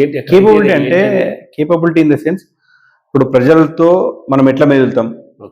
నేను అనుకుంటున్నా, నేను నా పార్టీ పట్ల, నా నాయకుని పట్ల నాకున్న విధేయత, నాకున్న ఇంటలెక్చువల్ కెపాసిటీ కావచ్చు, అంటే capability, as well delivery mechanism. అంటే ప్రజలు వస్తారండి, ఇప్పుడు నువ్వు కుర్చీ మీద కూర్చుంటే 10 మంది దరఖాస్తులు వస్తే నువ్వు ఎంతమంది 6 దరఖాస్తులను ఎంత కాలంలో పనిచేయగలుగుతావు? నీకున్న ప్రజా సమస్యల మీద నీ అవగాహన ఏంది? నువ్వు పట్టణంలో పుట్టి పెరిగినావు, ఒక సమస్య ఎరేజ్ అయితే అది వివిధ వర్గాలు, సెక్షన్లు, అక్కడ ఉన్న సమస్యను మూలాల్లోకి వెళ్ళి అర్థం చేసుకుని ఎంత బాగా పరిష్కరించగలవు? నీ తరహా మనస్తత్వం ఉన్న, నీ తరహా సామర్థ్యం ఉన్న వ్యక్తి నిజంగా ఆ కుర్చీ మీద ఫిట్ అవుతాడా? ఇవన్నీ ఇప్పుడు ఒక వ్యక్తిని గుణగణాలు, ఇప్పుడు మీరు ఒక కాంపిటీషన్కి పోతారు, 5-6 జడ్జిలు ఉంటారు. ఈ ప్రజాబాహుల్యంలో అందరు జడ్జిలే. అట్లా ఎక్కువ మంది మనసెరిగి ఉంటే అది సామర్థ్యత, అది ఒక అర్హత అని నేను అనుకుంటున్నాను. ఇప్పుడు 3 సార్లు చైర్మన్ మన రాయనర్స్, అవును, ఒకసారి 2 సార్లు ఆయనని, ఇప్పుడు వాళ్ళ భార్య. అంటే ఆయనకు అవన్నీ సామర్థ్యాలు చూసే ఇచ్చారనుకుంటారా మీరు?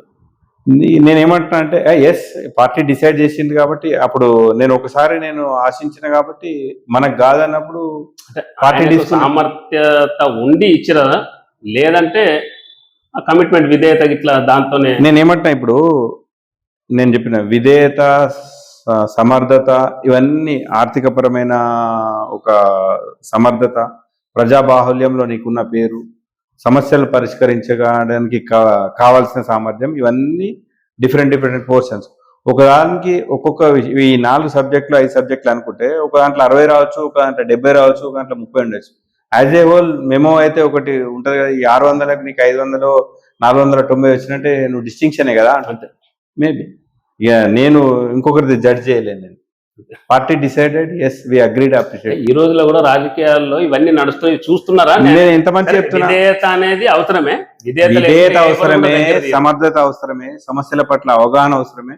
తను కూడా అంతకుముందు చైర్మన్ కాకన్నా ముందు కూడా అప్పటికి కౌన్సిలర్ 2 సార్లు 3 సార్లు మున్సిపల్ కౌన్సిలర్ కాబట్టి సహజంగానే మున్సిపాలిటీ పైన ఒక అవగాహన ఉంటుంది. So he has been given an opportunity by the party.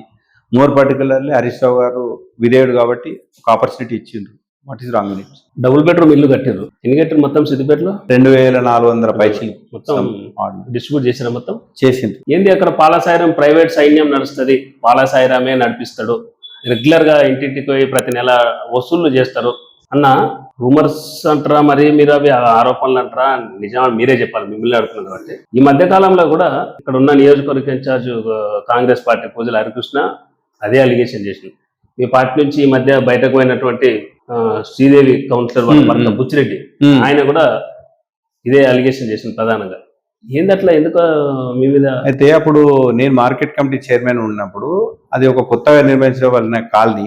ఆ కాలనీ ప్రజలకు ఒక సయోధ్య కుదిర్చి, అంటే మీరు శ్రమదానం చేసుకోవాలి, మీ పరిసరాలు బాగుంచుకోవాలి, మీరు మున్సిపల్ అధికారులు కానీ ఇంకెవరైనా అధికారులు చెప్పిన ఒక సూచనలు పాటించి ఒక మంచి కాలనీగా మీరు ఉండాలన్న సాంఘికపరమైన చైతన్యం తీసుకోవడానికి నేను ఒక సమాజంలో ఒక మంచి బాధ్యత కలిగిన పౌరునిగా, అప్పటికి మార్కెట్ కమిటీ చైర్మన్గా, అక్కడ వాళ్ళకు ఉన్న సమస్యలు అంటే ఇప్పుడు ఒక కాలనీ కొత్తగా ఎస్టాబ్లిష్ చేసినప్పుడు అక్కడ పోలీస్ స్టేషన్ అవసరం, అంగన్వాడీ కేంద్రం అవసరం, ఒక స్కూల్ అవసరం. ఇట్లా వాళ్ళ అవసరాలు ఏముండాలో ప్రభుత్వం దృష్టికి తీసుకొచ్చి చేయించిన అంతే.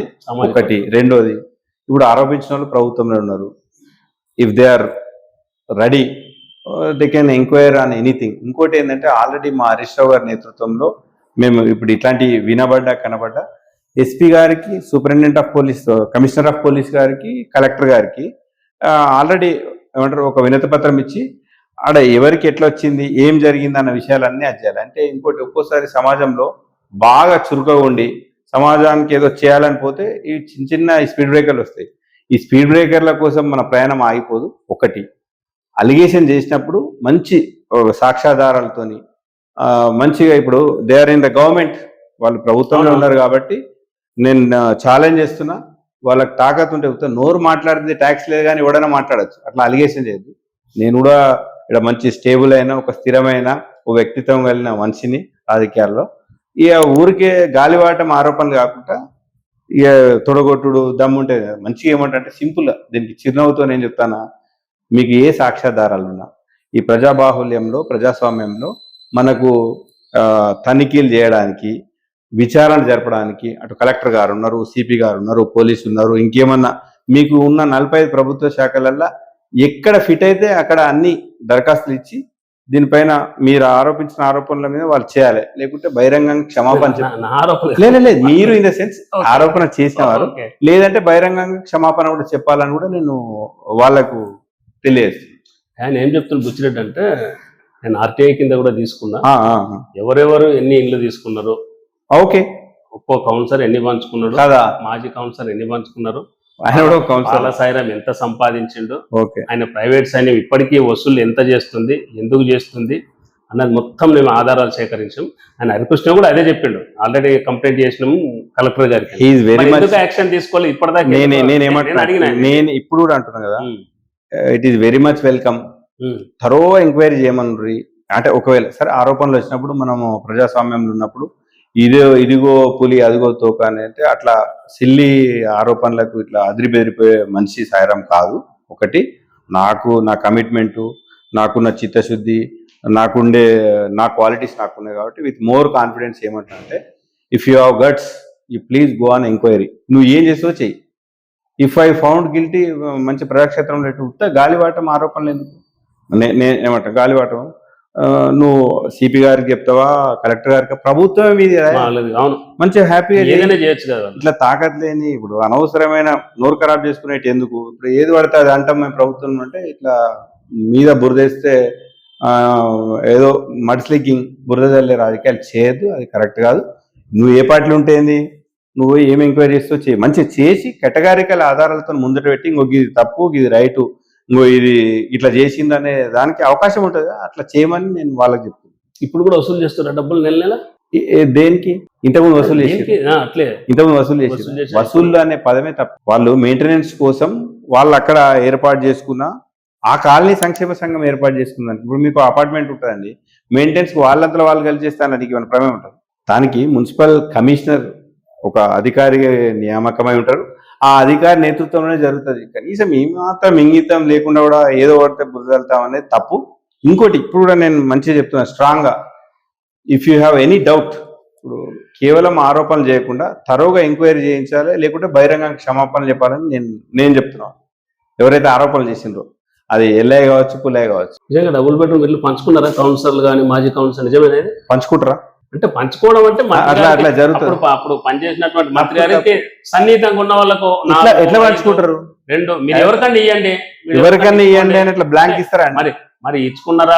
నేనేమంటున్నా అంటే, మీరు కూడా బాధ్యత కలిగిన జర్నలిస్టే కదా, పంచుకున్నారట అన్నప్పుడు మంచి ఆధారాలతో మంచి ఏమంటారు వీడియో తీయండి, ఒక ఆధారాలతో ఒక మంచి పెద్ద వార్త రాయండి, కలెక్టర్ గారికి మీకు కూడా బాధ్యత ఉంది కదా. You are also one of the important pillars of the society. అందుకే అడుగుతున్నా, పంచుకున్నారా నిజమేనా అని అడుగుతున్నా. పంచుకుంటారా అని నేను అడుగుతున్నా. పంచుకుంటారా? ఎందుకు వస్తున్నాయి అంతగానో ఆరోపణలు? ఆరోపణలు అంటే రోజు వస్తాయండి. ఇప్పుడు నేనేమంటున్నా అంటే, టీఆర్ఎస్ వాళ్ళు మూత్రం పోస్తే వాసన వస్తుంది అని కూడా ఆరోపణలు వస్తాయి.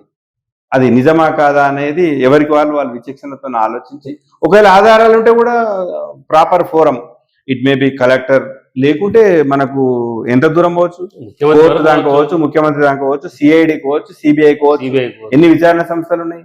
అట్లా ఎందుకు పోవచ్చు కదా ప్రాపర్ ఆధారాలతోని. ఆధారాలు లేకుంటే వారం మొత్తం ఏమంటారు దాని మీదనే డ్రైవ్ పెట్టరు. ఇప్పుడు మనం డైవర్షన్ పాలిటిక్స్ మీద కొన్ని వింగ్సే పనిచేస్తున్నాయి ఇప్పుడు ప్రభుత్వం. ఇది కూడా ఏమన్నా ఉంటే ఒక వింగ్ పెట్టి పనిచేస్తే తప్పేముంది? ఉత్తగా అనడం కంటే ఇంకొక ఇది కాగితము గిట్లున్నది, ఇది పొరపాటు జరిగింది, ఇది నేరము, ఇది శిక్ష అని చెప్పచ్చు కదా. What is wrong in it? ఇది అబ్సల్యూట్లీ ఇది ఆధారం లేని, బేస్లెస్ లేని, కేవలం ఏదైనా మడ్స్లికింగ్ చేద్దాం, అరే సాయిరాంకి ఎక్కడ ఏం మంచ అంటకపోయా గిటన చేద్దాం, పాల సాయిరాం పాల లెక్కనే స్వచ్ఛంగానే ఉన్నాడు. ఇది నా అంతరాత్మకు నా సెల్ఫ్ కాన్ఫిడెన్స్ తెలుసు కాబట్టి అంత బలంగా చెప్తున్నా.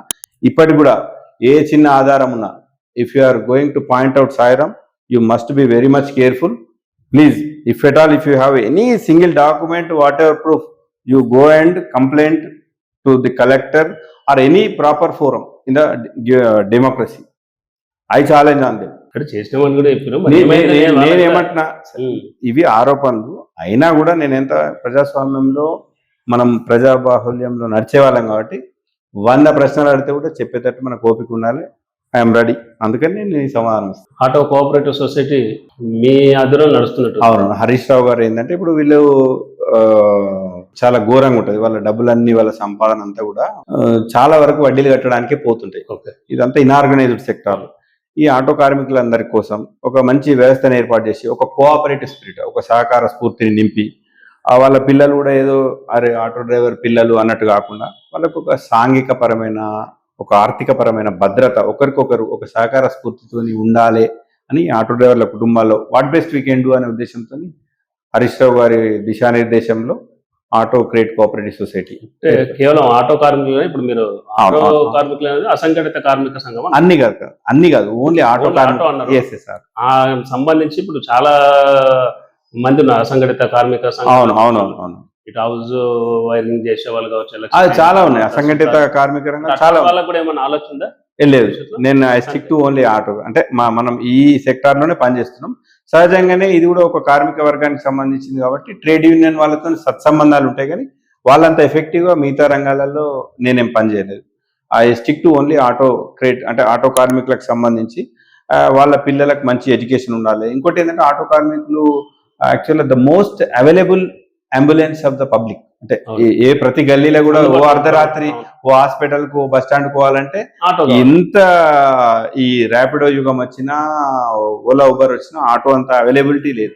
ఆటో ఇట్ సెల్ఫ్, ఆటో అంటేనే స్వంతం, అట్లా స్వయంగా ప్రజలకు అందుబాటులో ఉండేది. కాబట్టి ఆ ఆటో కార్మికుల సంక్షేమం కోసం హరీష్ రావు గారి దిశానిర్దేశంలో మార్గనిర్దేశంలో అది ఏర్పాటైంది. అసలు చాలా బ్యూటిఫుల్ అండి. వాళ్ళకు ఒక యూనిఫామ్ వేసుకోవడము, డ్రైవింగ్ లో క్రమశిక్షణ ఉండాలని, అంటే మనతోనైనా బెస్ట్ చేసినాము. ఓవర్ నైట్ ఒకటేసారి ఇట్లా మార్చేస్తాం అనేది అంటే పిచ్చి లక్ష్యాలు పెట్టుకోకూడదు. క్రమక్రమంగా వాళ్ళల్లో ఒక మంచి మార్పు, వాళ్ళ వృత్తి పట్ల ఒక డిగ్నిటీ ఆఫ్ దేర్ ప్రొఫెషన్. ఇప్పుడు సొసైటీ నుంచి వాళ్ళకు లోన్స్ ఇస్తారు. అంటే బయట ఇచ్చే కంటే ఇన్సూరెన్స్ హరీష్ రావు గారు ప్రతి సంవత్సరం ఒక్కరికి ఒక్క మనిషికి సుమారు 490 రూపాయల చొప్పున ప్రీమియంతో యాక్సిడెంట్ అందులో నేచురల్ ఉంటుంది, యాక్సిడెంటల్ కలిపి ఉంటుంది. ఎంత సుమారు ఒక 489, అంటే ఎగ్జాక్ట్ ఒక 10-20 రూపాయలు అటు 5 లక్షలు వస్తుంది బీమా వాళ్ళక. నేచురల్ డెత్ అయితే 2 lakhs, యాక్సిడెంటల్ అయితే 2+2 4 lakhs.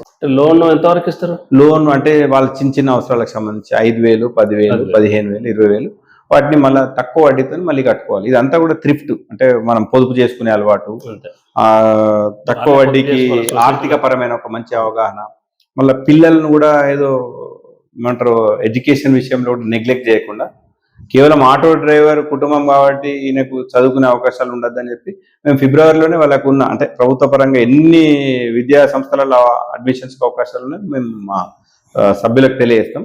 చాలా మంది బెటర్ గా కూడా పర్ఫామ్ చేస్తుంటారు. చాలా మంది వాళ్ళందరికీ ఇటు ఇన్సూరెన్స్, యూనిఫామ్, హెల్త్ పైన ఒక మంచి అవగాహన. 1-2 సార్లు మేము హెల్త్ క్యాంప్ పెట్టినాం. రెండవది మొన్నటి వరకు ప్రతి సంవత్సరం వాళ్ళకు జనవరిలో క్రీడా పోటీలు, ఆటో కార్మికులకు ఆటల పోటీలను పెడుతుంటుంది. అంటే కొంత వాళ్ళ సోషల్ గా వాళ్ళకు ఒక మంచి రికగ్నిషన్, వాళ్ళ ప్రొఫెషన్ పట్ల ఒక డిగ్నిటీ రావడానికి ఈ సొసైటీ ద్వారా కొంత కృషి జరిపినాం. Clinical establishment committee, clinical establishment council member అంటే స్టేట్ లెవెల్ అది? అవునండి. స్టేట్ మంది ఉంటారు స్టేట్ లో అంటే ప్రతి కౌన్సిల్ నుంచి ఈ క్లినికల్ ఎస్టాబ్లిష్మెంట్ కౌన్సిల్ పరిధిలో medical council, dental council, nursing council, surrogacy council, ఇట్లా ఒక 12 ఉంటాయి. ఫార్మా. మీరే కౌన్సిల్ నుంచి? నేను నర్సింగ్ కౌన్సిల్ నుంచి క్లినికల్ ఎస్టాబ్లిష్మెంట్ కౌన్సిల్ మెంబర్ గా ఉన్నాను.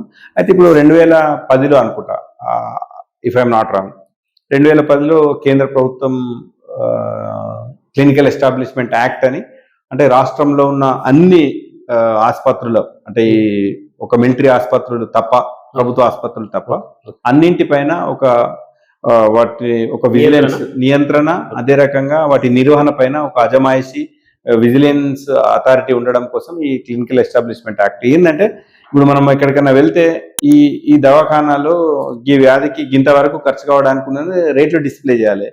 ఈ యాక్ట్ ప్రకారం ఆసుపత్రిలో పనిచేస్తున్నటువంటి సిబ్బంది యొక్క వివరాలు తెలపాలి. అంటే ఈయన ఇంత క్వాలిఫికేషన్ ఉంది, నర్సులు ఈ క్వాలిఫికేషన్ ఉందని, మా దగ్గర అంటే ఇప్పుడు రూమ్ ఛార్జీలు గింత ఉంటాయనే విషయాలు ఈ రోగులకు తెలియజెప్పడానికి బహిరంగంగా డిస్ప్లే చేయాలి. అదే రకంగా మీరు ఏ వైద్యం చేస్తున్నారో అడిగినప్పుడు అన్ని రకాల కేసీకి సంబంధించి, అంటే ఎక్కడ కూడా రోగి మోసపోకుండా ఉండడం కోసం ఈ ప్రజల కోణం నుంచే ఈ క్లినికల్ ఎస్టాబ్లిష్మెంట్ యాక్ట్ ఉంది. ఇంకోటి రెండవది, అసలు ఆ పర్టికులర్ డాక్టర్ కి సరైన విద్యార్హతలు ఉన్నాయా లేవా, కాబట్టి ఆయన తన సర్టిఫికేట్ విద్యార్హతలు డిస్ప్లే చేయాలి. Basing on that the patient will choose whether to join in this hospital or not. ఆ లిబర్టీ కోసమే క్లినికల్ ఎస్టాబ్లిష్మెంట్ యాక్ట్.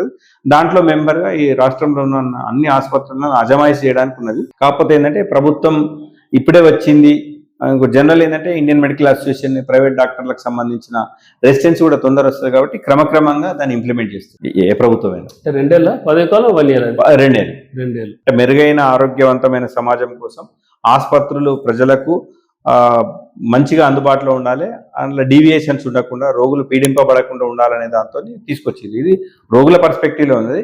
చాలా మంది డాక్టర్లకు కూడా ఏంటంటే ఈ ఇబ్బందులు ఉన్నాయి. ఇప్పుడు నేను ఏం చేసినా ఏం ప్రొసీజర్ అనేది తను కూడా మంచి హ్యాపీగా కేస్ షీట్ ఇవ్వచ్చు, నా క్వాలిఫికేషన్స్ అని బోర్డు మీద ఇవ్వచ్చు. ఎవరైతే మంచిగా సజావుగా ఈ ఆసుపత్రులు నిర్వహిస్తారో వాళ్ళకి మంచిది. ఆసుపత్రిలో ఉండే సౌకర్యాలు కావచ్చు, డాక్టర్లు వాళ్ళ క్వాలిఫికేషన్ బోర్డు మీద మాత్రమే రాస్తున్నారు, రేట్స్ రాస్తున్నారు, కానీ ఆసుపత్రిలో డాక్టర్ల క్వాలిఫికేషన్ సంబంధించి సర్టిఫికెట్లు అయితే ఎవరు సర్టిఫికెట్లు వన్స్ అక్కడ డిస్ప్లే అయినప్పుడు దాని కింద నంబర్ కూడా చేస్తారు, రాస్తారు, ఫలానా మా రిజిస్ట్రేషన్ నంబర్ ఉంటుంది, దాన్ని వాళ్ళు చెక్ చేసుకోవచ్చు. స్పోర్ట్స్ క్లబ్ నడుస్తుందా? స్పోర్ట్స్ క్లబ్ సిద్దిపేటలో chairman, Siddipet sports club convener చాలా బాగుంది సిద్దిపేటలో. మీరే ఉన్నారు కన్వీనర్ ఉన్నాం. అంటే అది కన్వీనర్ పెద్ద హోదా అని కాదు, as to coordinate among all the association. మన దగ్గర ఒక 18-19 అసోసియేషన్లు రిజిస్టర్ అయినాయి మన జిల్లాకు.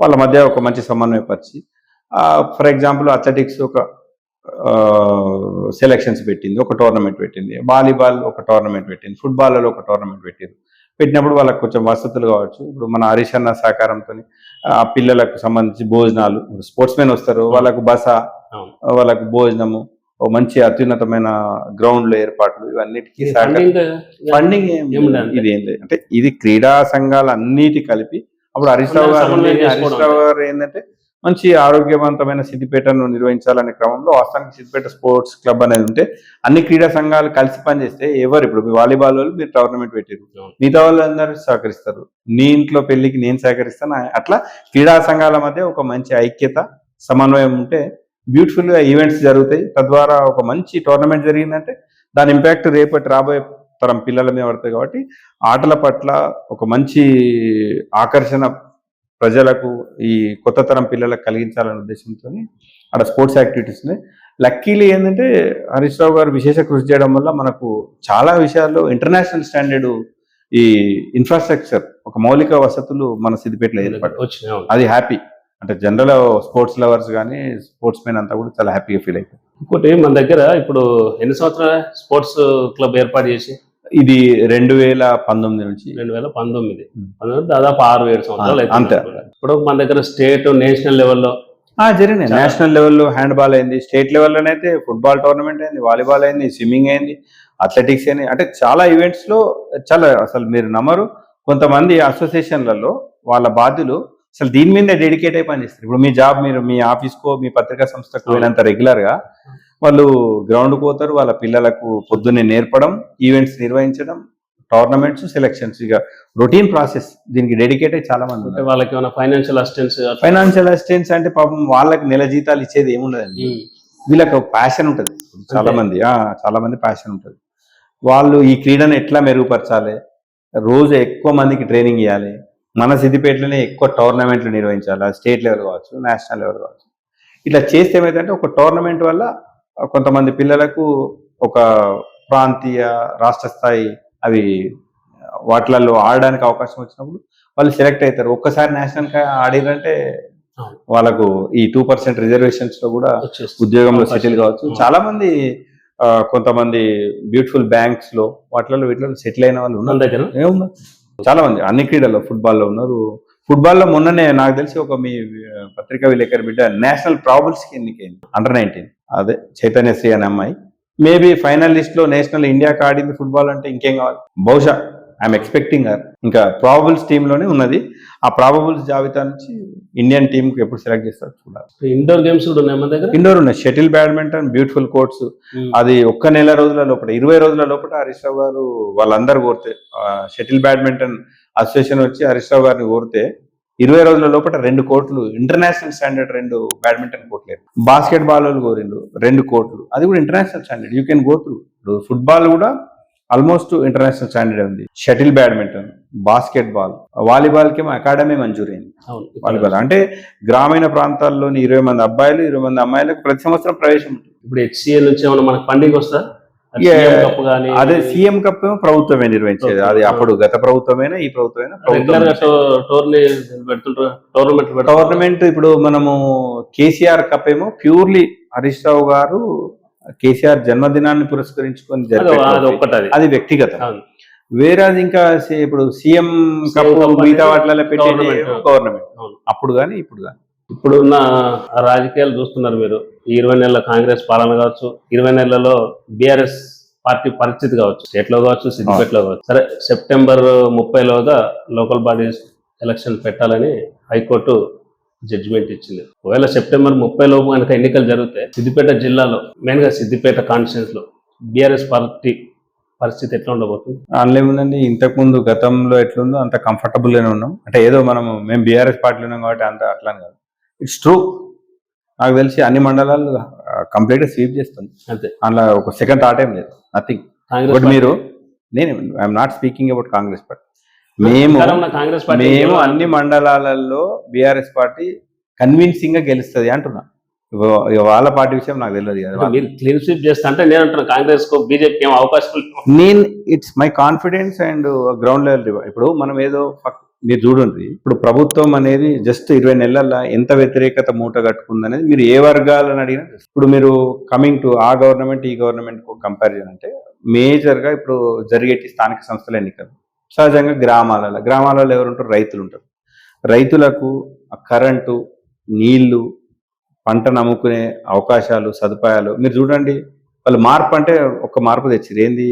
మళ్ళా చెప్పులు లైన్లో పెట్టే మార్పు బ్రహ్మాండంగా వచ్చింది. I appreciate the. యూరియా అందుబాటులో లేదు. ఇప్పుడు మా ప్రభుత్వం ఏదో మనం ఏమంటారు హేరాఫేరీ వద్దు. It's a true, it's a fact. అప్పుడు పిఎస్సిఎస్ల ద్వారా, అగ్రికల్చర్ మార్కెట్ కమిటీల ద్వారా మనం వెళ్ళి గ్రామాలలోనే రైతులకి ఇచ్చేసినాం. ఇప్పుడు వాళ్ళు వచ్చి ఆగ్రో సేవా సంస్థల ముందు, ఫర్టిలైజర్ దుకాణాల ముందు రైతులు ప్రతిరోజు గగ్గోలు చేస్తున్నారు. నిన్న చిన్నకోటూరులో పెద్ద ధర్నా అయింది. ఇంకోటి, మీరు ఇవాళ న్యూస్ చూసిరా? తుమ్మల నాగేశ్వరరావు గారు రాష్ట్ర వ్యవసాయ శాఖ మంత్రి కేంద్రానికి ఉత్తరం రాశారు. 3 లక్షల టన్నుల యూరియా, మీరు 3 బస్తాలు అంటారు. 3 లక్షల టన్నుల యూరియా కావాలి అంటే ఇక్కడ కొరత ఉన్నదా లేదా? సఫిషియెంట్ ఉంటే ఉత్తరం రాయారు కదా. It's common thing. నేనేమంటే మనం ఏదో ఫక్త్ విమర్శలు మాట్లాడితే రేపు సరే పార్టీ వాళ్ళు ఎట్లాగో అదర్ పార్టీ సంవత్సరానికి సంవత్సరం తేడా ఉన్నది. సాగు పెరుగుతుంది అంటే మళ్ళీ it's again the impact of regime of KCR గారి పరిపాలన వల్ల కాళేశ్వరం. మీరు ఎప్పుడైనా ఒక్క సింపుల్ సూటి ప్రశ్న నేను అడుగుతున్నా. మీరు ఇంతకు ముందు కాళేశ్వరం ప్రాజెక్టు కట్టక ముందు మీరు ఒక కాలువను నీళ్ళు చూసిర్రా? ఇక మన దగ్గర కాలువలే మీరు చూసిర్రా? మన దగ్గర కాలువలు అదే కాలువలు ఉన్నాయి కదా ఇప్పుడు ఉన్నాయి. ఓకే, అదే ఇప్పుడు ఉన్నాయంటే రంగనాయక్ సార్ సిద్దిపేట ఉంటే హరీష్ రావు గారు 5 నిమిషాలకు నేనేమంటున్నా, మనం తెలంగాణ నేనేమంటున్నా తెలంగాణకు ఇది ఒక జీవధార అని అంటున్నాం. మీరు సిద్దిపేట వాసిగా ఈ తెలంగాణ రాష్ట్రం రాకముందు, కేసీఆర్ ముఖ్యమంత్రి కాకముందు, హరీష్ రావు గారు ఇరిగేషన్ శాఖ మంత్రి కాకముందు మీరు సిద్దిపేటలో కెనాల్స్ చూసిండ్రా? చూసిందా చూడలేదా? ఒకటి. రెండు కాలువలు చూసిర్రు అంటే అవి ఇవి వచ్చినాకనే వచ్చినాయి. రెండు అప్పుడు లేవు, ఇప్పుడు ఉన్నాయి. అప్పుడు లేవు. అదే అంతకుముందు చూడలేదు అంటే లేవు, ఇప్పుడు ఉన్నాయి. అవి నిర్మించింది కేసీఆర్, హరీష్ రావు గారి. ఒకటి ఏదో మనం భక్తు భజన ఏందండి. ఇప్పుడు మీరు ఎవరైనా ఒప్పుకోవాల్సింది. ఊర్లలో వ్యవసాయం చేసే ఇప్పుడు మన ఇంటికి పెరడు కాడ అద్దెగ్రం ఉంటే కూడా దాన్ని కూడా నాటేసింది. ఇప్పుడు ఎన్ని లక్షల టన్నుల పంట వండింది. ఇప్పుడు మీరు మొత్తం డీటెయిల్స్ ఒక దశాబ్ద కాలం తీసినా ఉంటది కదా. అప్పట్లో సాగు భూమి ఎంత, కేసీఆర్ రాజ్యం ఎక్కినాక ఎంత. ఇప్పుడు కేసీఆర్ ఏం చేసిండు, బీఆర్ఎస్ ఏం చేసిందంటే ప్రతి చెట్టు మీద ఎగిరే పక్షి చెప్తుంది, ఈ గాలి వీస్తుంటే ఆ పైరగాలి చెప్తుంది, ఆ నడిచే నీళ్ళు చెప్తుంది. ఈ దద్దమ్మలకు అవి ప్రాణం లేకున్నా జీవం ఉన్న ప్రకృతి చెప్తుంది. కానీ ఈ ప్రాణం ఉన్న కళ్ళుండి చూడలేని కబోదులకు అర్థం కాదు. ఒకటి నేనేమంటే విమర్శ చేయాలి. You must be very much categorical and particular. Kaleshwaram లేనే లేదా? మరి నీళ్ళు ఆడంగా వస్తున్నాయి. రంగనాయ సాగర్ ఎక్కడిది, మల్లన్న సాగర్ ఎక్కడిది, కొండపోచమ్మ ఎక్కడిది, పక్కకు నృసింహసాగర్ ఎక్కడిది. ఇప్పుడు మళ్ళా గమ్మత్ ఏంటంటే ఈ నృసింహసాగర్ నుంచి మల్లన్న సాగర్, కొండపోచమ్మ సాగర్ నుంచే ఈ గంధమల్ల ఉంటుంది. మరి ఈ గన్నమల్లకు నీళ్ళు ఈడికెళ్ళే తీసుకుపోను, ఇదే లేదా, ఇది లేదా, కాళేశ్వరం ప్రాజెక్ట్ లేదా, నువ్వు గన్నమల్ల అని ఎట్లా ప్రామిస్ చేస్తారు ఇప్పుడున్న ముఖ్యమంత్రి? అయితే రైతులలో తీవ్ర వ్యతిరేకత ఉంది, వర్షాభావ పరిస్థితులు ఉన్నాయి. రైతు చల్లగా ఉంటే రాజ్యం చల్లగా ఉంటుంది. నీకు అసలు రైతే ఖరాబ్ ఉన్నాడు, నువ్వు రుణమాఫీ అంటేవి ఈ పింఛన్దారులే ఎగ్గొడుతుంది ఆసరా. ఇప్పుడు గ్రామాలల్లో అచ్చా ఇంకోటి చెప్పాలి, అసలు తెలంగాణ అప్పుడు ఎట్లుండేయండి? ఇప్పుడు మీరు ఇప్పుడు మీరు 5 నిమిషాల విలేకరు కావచ్చు, నువ్వు కూడా సిద్దిపేట బిడ్డవే, మీరు సిద్దిపేట బిడ్డనే, మీరు ఈ సాంస్కృతిక చారిత్రక సాంఘిక ఈ ఉద్యమ పరిస్థితులు చూసిన వాళ్ళే. అప్పుడేం పాడిండ్రు పాట? కంటే కానుపు కొరకు సస్తే బొంద కొరకు వచ్చి పోతుంటారు పల్లెవాసం, గోరెటెంకన పాడింది. ఇప్పుడు అట్లుంది ఆ పరిస్థితి. ఇప్పుడు ఆడ నౌకరించి పెట్టుకొని ఈడికి, ఎందుకంటే మంచి ఆమ్దార్ నీళ్లు ఉన్నాయి, వ్యవసాయం మంచిగా ఉందనే ఉద్దేశంతో వచ్చారు. మళ్ళా దాన్ని 20 నెలల్లో మళ్ళీ స్మాష్ చేస్తుంది. మళ్ళా తెలంగాణ బతుకులు ఇక మళ్ళా దుబాయ్ బొంబాయి కాడికి చేస్తారో మరి ఎట్లనో వాళ్ళకి మొక్కాలి. అంటే ఇది మనం ఏదో ఫక్తు, నేను బీఆర్ఎస్ రిప్రజెంటేటివ్గా మాట్లాడుతున్నాను, అది సిటిజన్ ఆఫ్ తెలంగాణ మాట్లాడుతున్నా. 20 నెలల స్మాష్ కాదండి. ఇప్పుడు ప్రజలకు వాళ్ళ ఆకాంక్షలు పూర్తి చేయకుండా ఏ ప్రభుత్వం 100% చేయలేదండి. కానీ మనం వెళ్తున్న మార్గం ఒక మంచి భరోసా, మంచి నాయకుడు ఉన్నాడు, సమర్థవంతమైన అడ్మినిస్ట్రేషన్ ఉన్నది, రేపు నాకు భవిష్యత్తు ఉంది అన్న భరోసా కూడా కల్పించలేకపోతున్నారు. ఇంకా రేపు ఏమైపోతుంది అన్న భయం ఇప్పుడు ఉంటుంది. ఫ్యాక్టా కదా? నీళ్లు లేవు, కరెంటు నాకు తెలిసి ఇప్పుడు మీరు ఇంటర్వ్యూ టైంలో కూడా ఎన్నిసార్లు పోతుందో మీరు చెక్ చేసుకోవచ్చు. ఇదే మార్పు, కరెంటు, నీళ్లు. ఇంకోటి వాళ్ళు మద్దతు ధర, బోనస్ అన్నారు. బోనస్ అన్నిటికన్నీ పోయి మళ్ళీ ఓన్లీ సన్నం అన్నారు. మళ్ళీ ఆ సన్నమి కూడా చాలా మందికి రాలేదు. రుణమాఫీ అన్నారు, ఒక్కొక్క జిల్లాలో ఒక్కొక్క నియోజకవర్గంలో ఒక్కొక్క మండలం వారీగా 40% దాటలేదు. నేను గణాంకాలతో ముందర పెడతా, వాళ్ళ లెక్క వేగ ఆరోపణలు కాదు. ఇంకో ఈ మండలంలో ఇంతమంది రైతులు ఉన్నారు, ఇంతమంది రైతులలో ఇంతమందికి రుణమాఫీ అయింది, అన్ని సవ్యంగా ఉండే, ఐఎమ్ రెడీ చూసు. అట్లా అంటే ఫ్యాక్ట్ ఇది. రైతులు హ్యాపీగా లేరు కాబట్టి అదొక పెద్ద ప్రధాన అంశం. జరిగేటే స్థానిక సంస్థల ఎన్నికలు, అది సిద్దిపేట కావచ్చు, సిద్దిపేట జిల్లా కావచ్చు, రాష్ట్ర వ్యాప్తంగా ఇవే పరిస్థితులు ఉంటాయి. మీరు చూడండి, సిద్దిపేట అంటే నేను ఈ జిల్లాకు సంబంధించి పరిమితమై మాట్లాడాలని మన స్థాయి రాష్ట్రం కాదు కాబట్టి నేనేమంటే I have good enough confidence that will sweep in every district. పాత కేసీఆర్ ప్రభావం అసలు పుట్టసినట్టు కనబడుతుందని ఒకటి. మోర్ పర్టికులర్లీ ఇక్కడ సిద్దిపేట ఉమ్మడి జిల్లాలో మాత్రం ఈ 3 సిద్దిపేట, మెదక్, సంగారెడ్డి ఉమ్మడి జిల్లాల్లో మాత్రం ఖచ్చితంగా అన్ని జడ్పీ స్థానాల మీద జడ్పీ చైర్మన్లు గులాబీ జెండాలు ఉంటారు. ఇది హరీష్ రావు గారు ఇక్కడ ఉన్నారు, ప్రజలు కూడా ఆ వేవ్ లెంత్లో ఉన్నారు.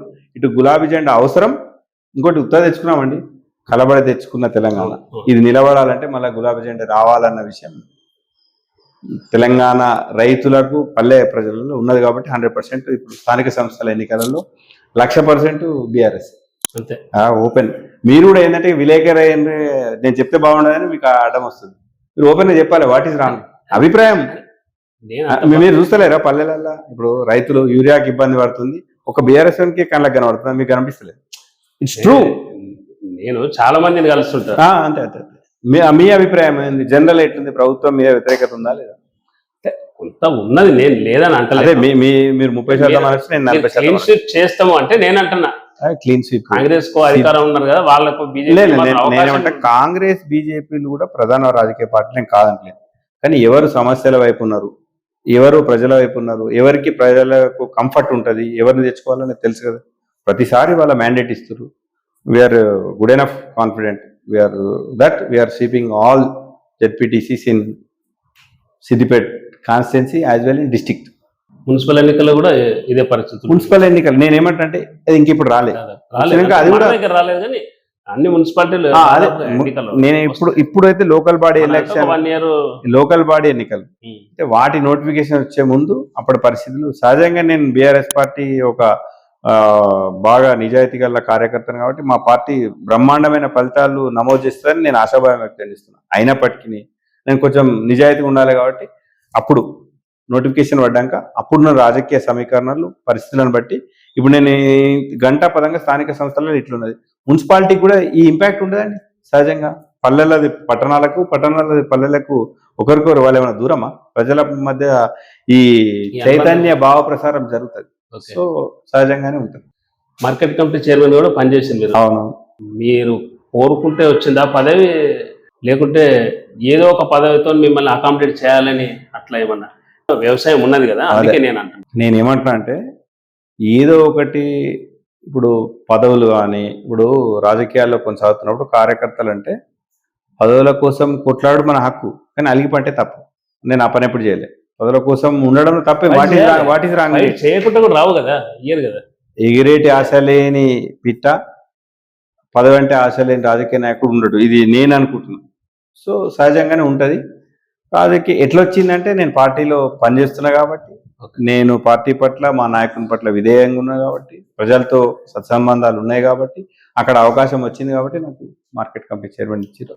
కొంతమంది కోరుకుంటారు అది వస్తే బాగుంటది, ఏదో ఒకటి రైతుకు చేయగలుగుతాము. అవునవును, ఎగ్జాక్ట్లీ. కాకపోతే చాలా సంతృప్తి ఇచ్చే పోస్ట్ మార్కెట్ కమిటీ వ్యవసాయం ఉన్నది, farmer అంతే. మళ్ళీ మేము కాపుదానా పొలమే. అదే అంటారు. ఎస్. అయితే ఈ మా రైతులకు సంబంధించి ఏంటంటే చాలా చిన్న మేలుకు ఎక్కువ కృతజ్ఞత చూపే వర్గం రైతులు. అవును. నేను ఒకప్పుడు అయితే చాలా మంది మిల్లర్లు ఎక్కువ కట్ చేసిరంటే మన మిల్లర్ల సంఘం అధ్యక్షుడు చందు గారి దృష్టికి తీసుకపోతే వారు కూడా మంచిగా రెస్పాండ్ అయ్యి మళ్ళా అంటే జనరల్ కటింగ్ అయిన డబ్బులు ఇయ్యరు, బట్ ఐఎమ్ ప్రౌడ్ దట్ మన హయాంలో కటింగ్ అయిన డబ్బులు అంటే ఎక్కువైంది, అది అనుకోకుండా పడ్డదని రైతుల సమస్య దృష్టికి తీసుకోపోతే అందరు మిల్లర్లతో మాట్లాడి మళ్ళీ డబ్బులు వాళ్ళ అకౌంట్లకు పంపించింది. ఒక 17 సంవత్సరాలలో అట్లా ఎప్పుడు జరగలేదని రైతులు తృప్తి ఉన్నారు. మిల్లర్లు ఏమైంది, ఇప్పుడు రైతులు కూడా తొందరగా డబ్బులు కావాలి, వాళ్ళకు డబ్బులు కావాలి కాబట్టి 1 కిలో 2 కిలోలు ఎక్కువ తీసుకున్న తరుగు పేరు మీద వాళ్ళు కూడా పెద్ద అబ్జెక్షన్ చేస్తలేరు. వాళ్లకు విపరీతమైన దిగుబడి వస్తుంది, అది కూడా వాళ్ళకి కలిసి వస్తుంది. ఈ వర్షాలు రావడం, అకాల వర్షాలతో. కానీ ఏదేమైనా ఇప్పుడు రైతు అంటే ఏదో సినిమాల సింపతి వస్తువు అని కాదు, కానీ ఫ్యాక్ట్ అక్కడ చాలా ప్రాబ్లం ఏంటంటే ఇప్పుడు మనము ఒక ఎగ్జామినేషన్ అటెంప్ట్ చేసి బాగా ప్రిపేర్ అయ్యి అంత అయిపోయి వితౌట్ ఎనీ రీజన్ వర్షం వల్ల మొత్తం నా ప్రిపరేషన్ పోయింది అంటే మీరు డై చేసుకుంటారా? అట్లా స్టూడెంట్కి ఇంట్లో కూర్చొని రాసే అవకాశం ఉన్నది, ఆన్లైన్లో అపేర్ కావడానికి అవకాశం ఉంది. పాపం రైతుకు అవకాశం లేదు. ఈ must be in the nature. ఆ ఎండున్నా వానున్నా చలి ఉన్నా అక్కడే ఉండాలి, పోయి పొలంలోనే పని చేయాలి. ఆయనకు కూడా పాపం ఆన్లైన్ లెక్క వర్క్ ఫ్రమ్ హోమ్ లెక్క అట్లాంటి ఫెసిలిటీ వస్తే బాగుండు. కాబట్టి ఓవర్ నైట్ మొత్తం ఇక రేపు కోస్తామనగా ఇవాళ రాళ్ళవాన పడితే ఎంత కోసుంటుంది, 6 నెలల శ్రమ అయిపోతుంది. కాబట్టి అందుకనే రైతు ఇప్పటికీ గ్రేటే. అందుకనే రైతు అనేది ఒక స్పెషల్ ఎంటిటీ. మళ్ళా ఈ మన తెలంగాణకు మొత్తం మళ్ళీ రైతే ఆత్మ మొత్తం. కాబట్టి ఎందుకంటే రైతు ఆధారిత దేశము, రైతు ఆధారిత రాష్ట్రము, రైతు ప్రేమ గల పార్టీ బీఆర్ఎస్. కాబట్టి మొన్నటి 10 ఏళ్ళు కేసీఆర్ పాలన అంత బ్రహ్మాండంగా అయింది. మార్కెట్ చైర్మన్ గా సంతృప్తి ఇచ్చి, ఎందుకంటే ఇది రైతు విత్తనం నాటి నుంచి మళ్ళా పంట కోసి ఆయన ఖాతాలో డబ్బులు పడే వరకు మార్కెట్ కమిటీ చైర్మన్ బాధ్యత. మోర్ పర్టికులర్లీ ఇక్కడ సిద్దిపేటలో మనకు కాటన్ మార్కెట్ ఉంది, ఇంటిగ్రేటెడ్ మార్కెట్ ఉంది, రైతు బజార్ ఉంది. ఇంటిగ్రేటెడ్ మార్కెట్ ఆమ్దాన్ని డబుల్, ఈ రైతు బజార్ ఆమ్దాన్ని థ్రైస్. దాని ఆమ్దాన్ని పెంచడంలో నాకు మంచి సంతృప్తి ఇచ్చింది. రెండోది సహజంగా ఏంటంటే ఇప్పుడు మార్కెట్లో పోతే నేను ఈ షెడ్ కాడున్నా ఆ షెడ్ కాడున్నా అంటారు. ఆ షెడ్లకు గోడౌన్స్కు పేరు పెట్టినాం, అదొక సంతృప్తిని ఇచ్చిన అంశం. రెండోది ఇప్పుడు ధాన్యం ముత్తనే ఇట్లా ఏమంటారు ఊడ్చేసి కాలబెడతారు అంతకుముందు, కానీ మనం వచ్చినాక దాన్ని ఆ ధాన్యం ఏదైతే ఈ వేస్టేజ్ ఉంటుందో ధాన్యం పొట్టు, దాని నుంచి కంపోస్ట్ తయారు చేయడానికి అక్కడ ఒక షెడ్ నిర్మించినాం. అది కూడా మంచి సత్ఫలితాలు ఇచ్చింది. అంటే ఇవంతా కూడా అబౌవ్ ద బాక్స్. మీ పీరియడ్లోనే ఒకటి హౌసింగ్ బోర్డులో మార్కెట్ రైతు బజార్ వచ్చింది? లేదు. రైతు బజార్ అంటే ప్రపోజల్స్ పెట్టినాం, ఫౌండేషన్ వేసారు, కానీ మళ్ళీ ఈ ప్రభుత్వం కంటిన్యూ చేస్తారు, చూడాలి. నడుస్తుండే మరి అప్పుడు? లేదు, పనులు అట్లనే అర్ధాంతరంగా ఈ ప్రభుత్వం వచ్చినాక సహజంగానే అన్ని డిపార్ట్మెంట్ పనులు అయిపోయినాయి. మీరు చెప్పేది ఎంపీ ఆఫీస్. హౌసింగ్ బోర్డు లో హనుమాన్ టెంపుల్ పక్కన చిన్నటి రైతు బజార్, చిన్నది ఎప్పుడు మన హయాంలో అయితే మున్సిపాలిటీ ద్వారానే అది కట్టిండ్రు. అది అప్పుడు ఫంక్షనింగ్ బాగా చేసింది. అది ఎప్పుడు బాగా వినియోగంలోకి వచ్చిందంటే అది ఇంకా సైజు సరిపోదని చెప్పి పెద్ద ఇంటిగ్రేటెడ్ మార్కెట్ ప్రతిపాదనలు, టెండర్లు అన్ని అయిపోయినాయి, పనులు అర్థంతరంగా ఆగిపోయినాయి. సహజంగానే అన్ని డిపార్ట్మెంట్లలో ఈ ప్రభుత్వం వచ్చినాక పనులు అయిపోయినట్టు ఆ డిపార్ట్మెంట్లో కూడా ఆగిపోయినాయి.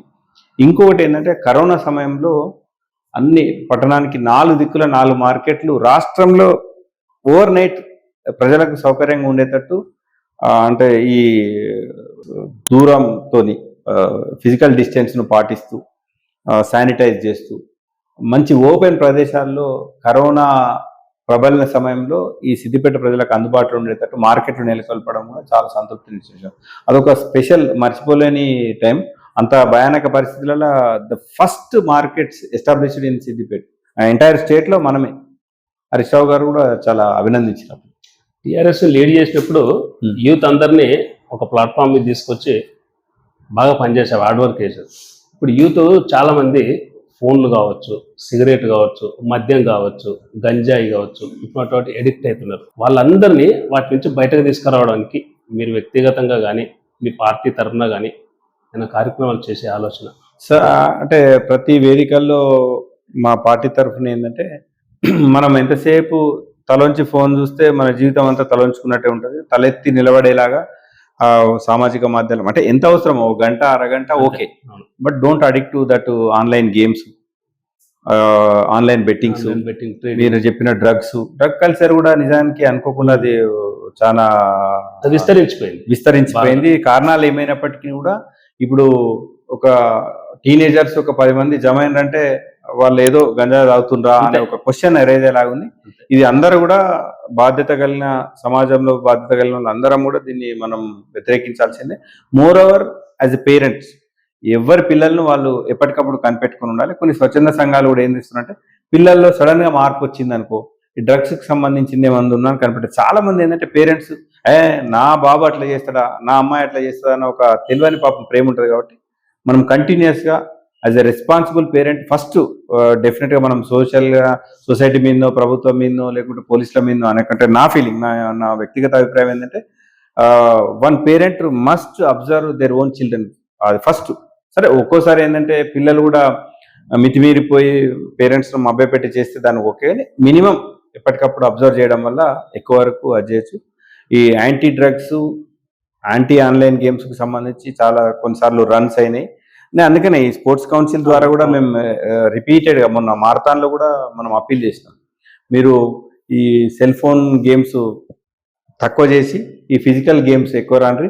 జనరల్ పేరెంట్స్ కూడా ఏమైపోయిందంటే ఎంతసేపు చదువుల్లో 100 మార్కులు రావడమే ఒక పెద్ద అచీవ్మెంట్ అనుకుంటున్నారు. రెండోది ఇంకొకటి కూడా నేను చాలా మంది అంటే they will compare their children with others, that is wrong.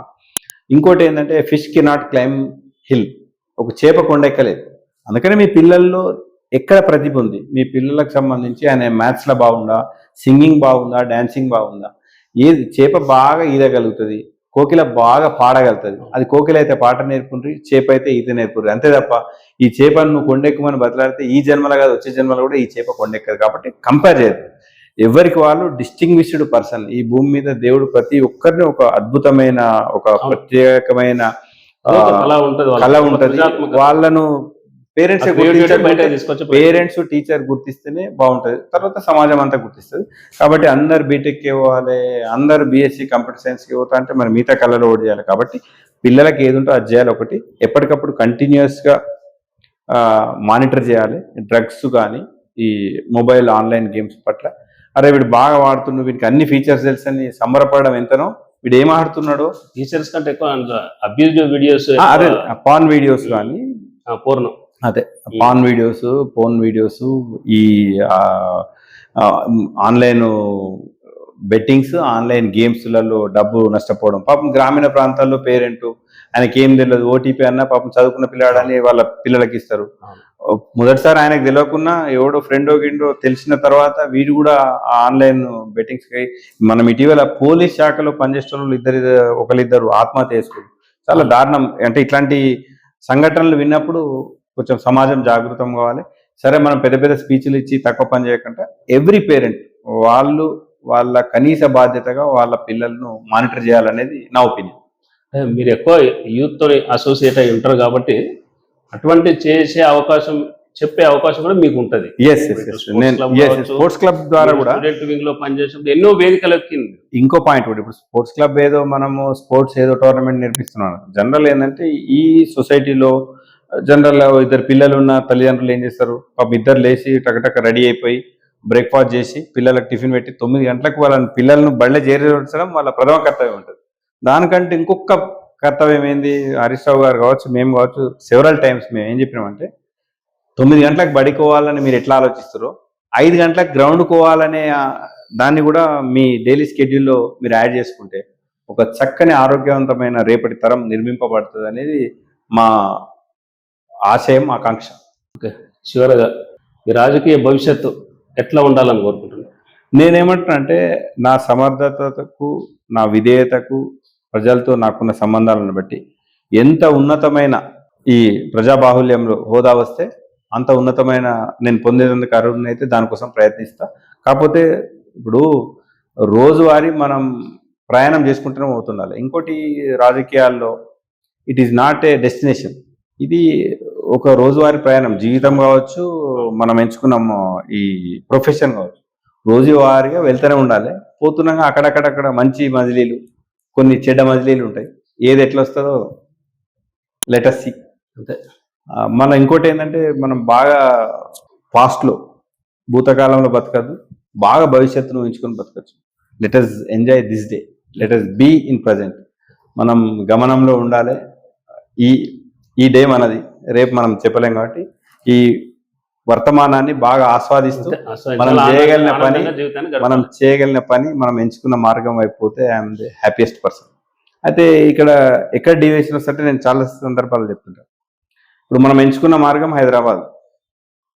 మనం పోయి Siddipet high school bus stand కాడ, హై స్కూల్ గ్రౌండ్ కాడ మబ్బులు 5 గంటలకు పోయి నిలబడితే హైదరాబాద్ బస్ వస్తుందా? పోనీ.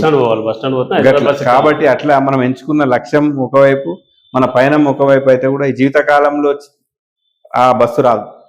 కాబట్టి మనం proper platform, proper direction, proper exercise, అంటే ఆ దిశగా మన లక్ష్యం వైపే మన పయనం. అది నడుచుకుంటూ పోతామా, ఉరుక్కుంటూ పోతామా, దేవుడు దయదలిచి ఒక కారు ఇస్తే జపన చేరుతామా, ఇట్ సెకండరీ. బట్ మనం ఎంచుకున్న లక్ష్యం వైపు మంచిగా మన అడుగులేయాలి. వర్తమానంలో బతికితే హ్యాపీగా ఉంటాం అనేది నా ఫీలింగ్. ఓకే సాయిరామ్ గారు, మీ లక్ష్యం నెరవేరాలని మేము మనస్ఫూర్తిగా కోరుకుంటున్నాం. మీ భవిష్యత్తు కూడా చాలా ఆనందమైంది, కొనసాగాలని కోరుకుంటూ ధన్యవాదాలు. ఇది ఇవాల్టి ఓపెన్ టాక్ విత్ డిఎస్. మరో అతిథితో మళ్ళీ కలుద్దాం. చూస్తూనే ఉండండి జెన్యూన్ టీవీ.